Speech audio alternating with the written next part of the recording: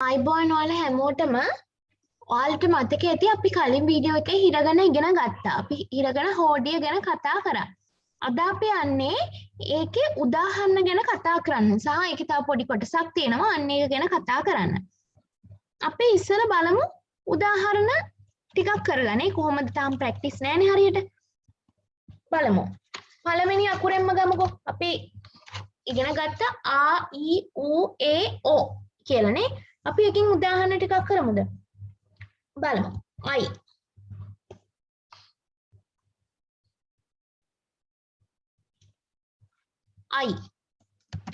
I කියලා හිරගන වලින් ලියන්නේ කොහොමද? මේ ඇයි නෙමෙයිනේ I. ආ අකුරයි ඊ අකුරයි. I. ඊළඟට ආ ඕ ඊ. අවයි. කොහොමද අවයි කියන්නේ? ආ අකුරයි ඊළඟට ඕ අකුරයි ඊ අකුරයි. අවොයි. ඊළඟට ඊයේ ඊ දෙකක් ඊළඟට ඊ දෙකක් ලියන්නේ ඊ අකුර මෙහෙම එතකොට ඊ දෙකක් එනවා. ඊ ඊළඟට ඒ අකුර. ඊ ඒ. හරි. ඊළඟට කිකු කී අකුරයි කු අකුරයිනේ. කී අකුරයි කු එකයි කිකු. ඊළඟට අකයි ආ අකුරයි ක අකුරයි ඊ අකුරයි. ආ අකුරයි කා අකුරයි ඊ අකුරයි. අකයි. ඊළඟට ඉසු ඊ අකුරයි සු අකුරයි. ඊ අකුරයි සු අකුරයි. ඊළඟට සෙකයි. කා ඊ. සේ අකුරයි මෙහෙම කා අකුරයි ඊ අකුරයි. සෙකයි. ඊළඟට ඔකාෂි. ඕ අකුරයි කා ෂි. ඔකාෂි. ඔකාෂි කියන ඕ අකුරයි කා අකුරයි ෂී අකුරයි. ඔකාෂි. ඊළඟට සිතා. සිතා කියන්නේ ෂී අකුරයි තා අකුරයි. ෂී අකුරයි තා අකුරයි. සිතා. ඊළඟට චිකයි. චී අකුරයි ක අකුරයි ඊ අකුරයි. චිකයි. හරි.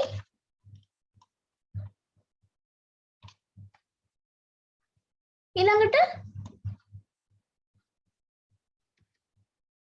නානා න අකුරයි ආයි න අකුරක් නේ. නා දෙකක් තියෙනවනේ. ඊළඟට ඉනු ඊ අකුරයි නූ අකුරයි. ඉනු. ඊළඟට ෆුනේ ෆූ අකුරයි නේ අකුරයි නේ. ෆූ අකුරයි නේ අකුරයි. ෆුනේ. ඊළඟට මිසේ මී අකුරයි සේ අකුරයි. මී අකුරයි සේ එකයි. මිසේ. ඊළඟට යමා යා අකුරයි මා අකුරයි. යමා. ඊළඟට යුකි යු අකුරයි කී අකුරයි. යුකි. ඊළඟට යසාෂි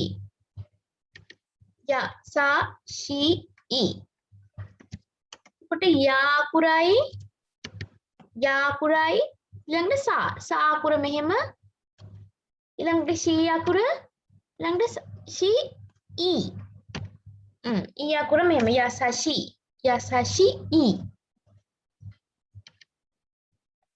යසාෂි. ඊළඟට කොරේ.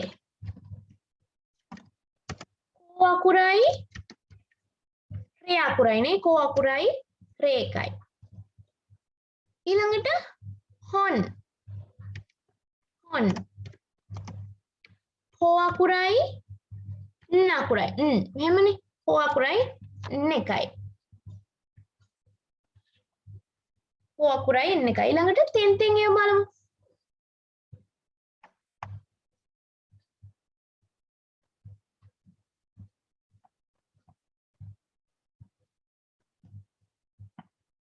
තෙන් තෙන් ඒවා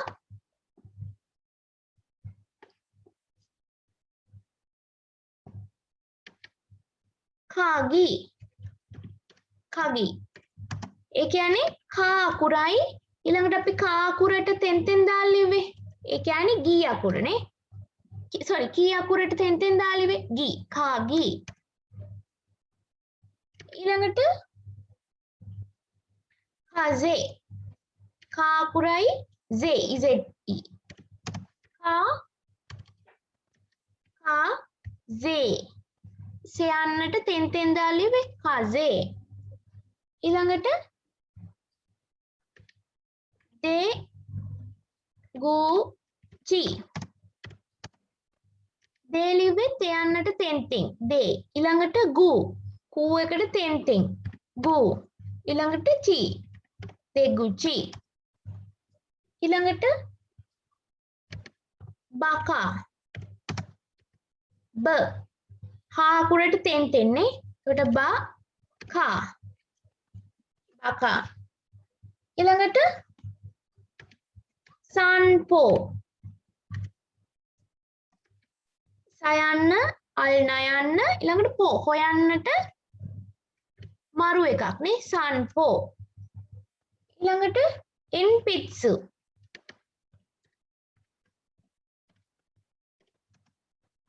එයන්න අල් නයන්න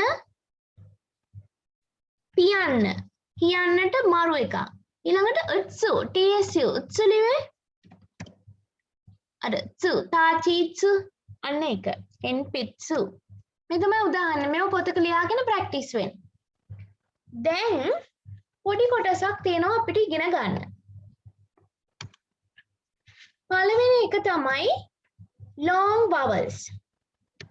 පළවෙනි එක තමයි ඉගෙන ගන්න තියෙන long vowels. long vowels යටතට එන්නේ මෙන්න මේවා. දැන් අපිට මොන හරි දැන් ඇදෙන අක්ෂර තියෙන්නේ. දැන් උදාහරණ ඔකා සන්.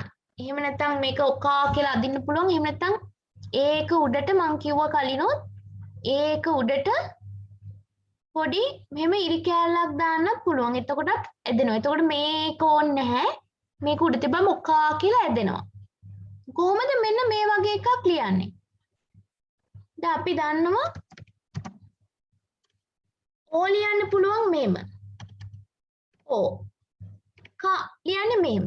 ඒක කා නෙමෙයිනේ. දැන් ආ කකා ඒ වගේ නෑනේ. සසා ජපන් භාෂාවේ එහෙම නෑ. එතකොට ඔකා කියලා විතරයි තියෙන්නේ. නමුත් මේක ඔකා නෙමෙයිනේ. ඔකා කා කියලා ඇදෙනවා. ඔකාසන්.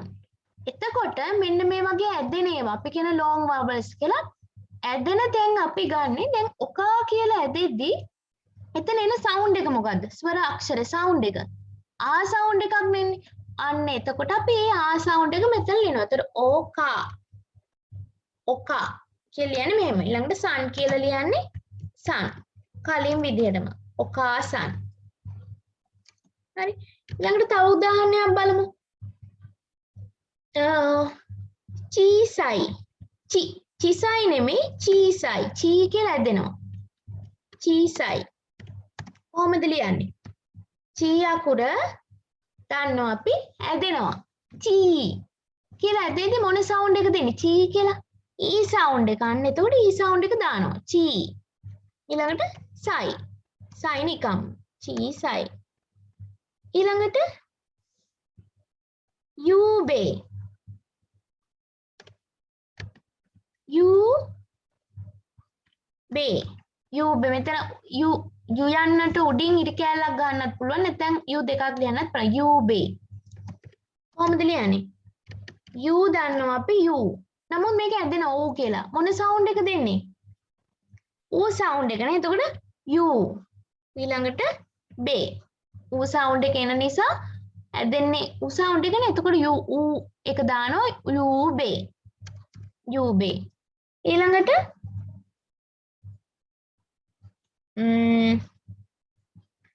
coin.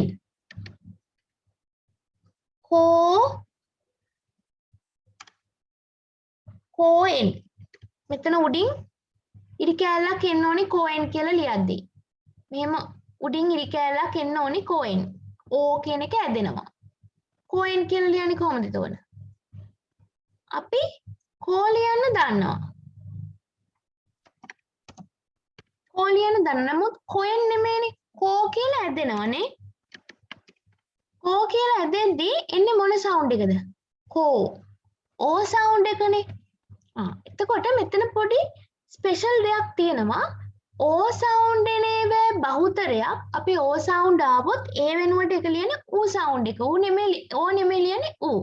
coin කියලා ලියන්නේ මෙන්න මෙහෙම. U ඒ කියන්නේ O sound එක ආවොත් එහෙම O කියලා ඇදුනොත් එහෙම අපි ඒ වෙනුවට O නෙමෙයි ලියන්නේ U. coin. බලමු තව එකක්. toki. toki. මෙතනත් O එක ඇදෙනවා. උඩින් ඉරි කෑල්ලක් ගන්නවා. ඇදෙන නිසා. මේ to කියලා මෙහෙම ඇදෙනවා. එතකොට toki කොහොමද ඇදෙන්නේ? මොන sound එකකින් to කියලා? O sound එක. එතකොට මං කිව්ව O sound එක එනේ බෑ O නෙමෙයි ලියන්නේ. ඒ වෙනුවට ලියන්නේ U. to. ළඟට key. හැබැයි සමහරක් බොහොම අතලොස්සක් 5%ක් 10ක් වගේ තමයි අපි O sound එනේවට ඕම දාන්නේ. උදාහරණ තමයි ඕකි. ඕකි. ඕකි කියන්නේ විශාල. එතකොට අන්න එතනදී නම් O double O එනවා. ඕකි. ඕකි.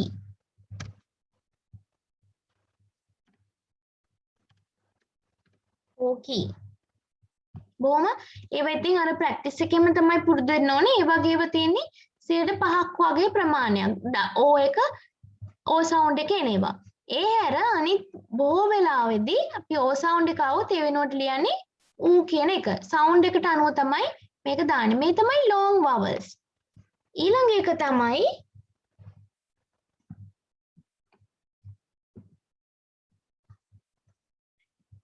තමයි double consonants.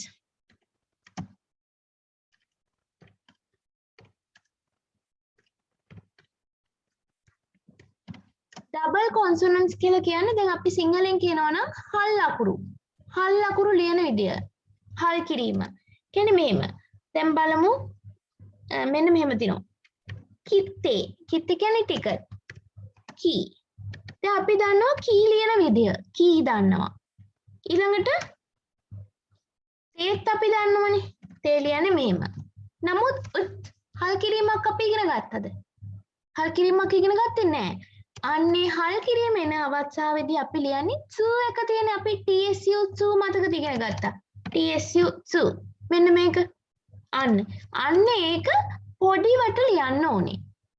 ලොකුවට ලියුවොත් ඒක කිත්සුතෝ වෙනවා. ඒක අපි පොඩිවට චීසයි කියලා අපි කියන්නේ. චීසයි සු කියලා කියන්නේ. ඒ කියන්නේ පොඩි සු. කිත්තේ. කිත්තේ කියලා ලියන්නේ එහෙම අර හල් කිරීම වෙනුවට මෙන්න මේක දාන්න ඕනේ. සු එක පොඩිවට. තව උදාහරණයක් බලමු. කිත්තේ. ඔත්තෝ. ඔත්තෝ. ඔයන්න අපි දන්නවනේ. ඕ මෙහෙම. ඊළඟට හල් කිරීම. උත් කියලා හල් කිරීමක් යනවා. එතකොට උත්තෝ. හල් කිරීමට සු එක පොඩිවට. ඊළඟට තෝ එක අපි දන්නවා. ඔත්තෝ. ඊළඟට තව එකක් බලමු. කෙක්කොන්. කෙක්කොන්. කේ අකුර කොහමද? කේ මෙහෙම. ඊළඟට උක් එක දාන්නේ ඒ වෙනුවට හල් කිරීම. ඊළඟට කෝ එක දාන්නවා. හල් කිරීමට හැම වෙලාවෙම හල් කිරීමට දාන්නේ මේ ස් එක පොඩිවට. හල් කිරීමේදී ස් එක පොඩිවට තමයි දාන්නේ. දැන් ඒක තමයි ඩබල් කොන්සනන්ට් වලදී අපි ඉගෙන ගන්නෙ. ඊළඟ එක තමයි කොන්සොනන්ට්ස්. කොන්සොනන්ට්ස් වලදී ඉගෙන ගන්න අපි මතකද අර තුන්වෙනි වගුව ඉගෙන ගත්තේ ෂා ෂූ ෂෝ චා චූ චෝ ඤා නියු නියෝ අන්න ඒ වගේ නේවා. කොහොමද අපි ඒව පාවිච්චි කරන්න කියලා තමයි ඉගෙන ගන්නෙ. උදාහරණ හ්‍යකු. මේක හ්‍යකු කියලා කියන්නේ අපි හයන්නක් කර පළවෙනි වගුවේ තිබ්බා. හ්‍ය තිබ්බේ නෑනේ. අපි හ්‍ය ලියන්නේ හ්‍ය. හී එකයි යා එකයි.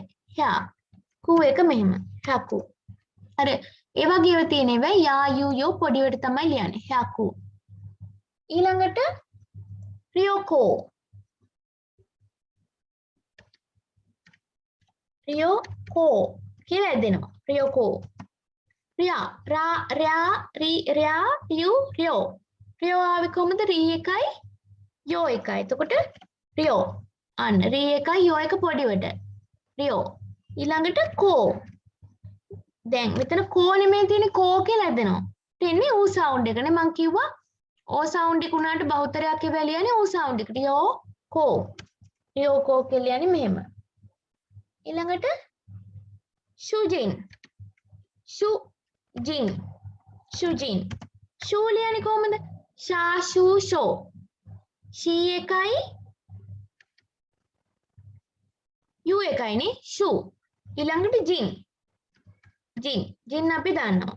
ෂුජින්. හරි? මේ තමයි කොන්සොනන්ට්ස්. ඒ කියන්නේ අර අපි ෂා ෂූ ෂෝ ඊළඟ තවත් එක ගමු. ෂත්සු. ෂත්සු. ෂත්සු ෂර්ට්. ෂා ලියන්නේ ෂා. ෂී එකයි යා එකයි ෂා. උත්සු ලියන්නේ TSU නේ. අර ස් එක ලොකුවට. ලොකුවට ලිව්වොත් තමයි ඒක ස්. පොඩිවට ලිව්වොත් එහෙම ඒක හල් කිරීමක් එනවා. ඒතර ෂත්සු. ඔන්න ඔය ටික තමයි දැන් ওই හිරගන හෝඩිය සම්පූර්ණයෙන්ම කරා. දැන් අපිට ඕනම දෙයක් හිරගන වලින් ලියන්න පුළුවන්. හරි? ඒක පොතක ලියා ගන්න, නෝට් ඩවුන් කරගන්න. දන්නේ නැති දෙයක් තිබ්බොත් කමෙන්ට් එකකින් අහන්න. අපේ වීඩියෝස් ලයික් කරන්න, ෂෙයා කරන්න යාළුවන් අතරේ. වගේම අපිව සබ්ස්ක්‍රයිබ් කරන්න. අලුත් පාඩම් ඔයාලට එනවා. මේක ෆුල් කෝස් එකක් නොමිලේ උගන්වන්නේ. දිගටම අපිත් එක්ක රැඳෙලා ඉන්න. එතකොට ක්ලාස් යන්න ඕනේ නැහැ. සල්ලි වියදම් කරගෙන ගෙදර ඉඳන්ම ජපනීස් ඉගෙන ගන්න පුළුවන්. අපේ වගේම ප්‍රශ්න පත්‍ර සාකච්ඡා කරනවා. දිගටම රැඳිලා ඉන්න කියලා ඉල්ලා සිටිනවා. එහෙනම් ඔයාලා හැමෝටම සයනරා.